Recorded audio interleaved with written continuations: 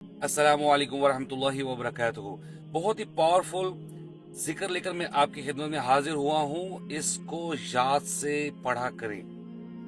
جو شخص صبح کو یہ کلمات 10 مرتبہ پڑھے گا تو اس کو 10 نیکیاں ملیں گی، اس کے 10 گناہ معاف ہوں گے اور 10 درجات بلند ہوں گے، اور بنو اسماعیل میں سے 10 غلام آزاد کرنے کے برابر ہے۔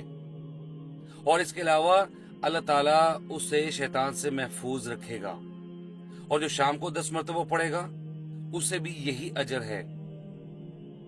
ہو سکے تو 10 بار پڑھیں، اگر کاہلی کا شکار ہیں تو ایک بار بھی پڑھ سکتے ہیں۔ وہ کلمات کون سے ہیں؟ لا الہ الا اللہ وحدہ لا شریک لہ، لہ الملک ولہ الحمد وہو علی کل شیء قدیر۔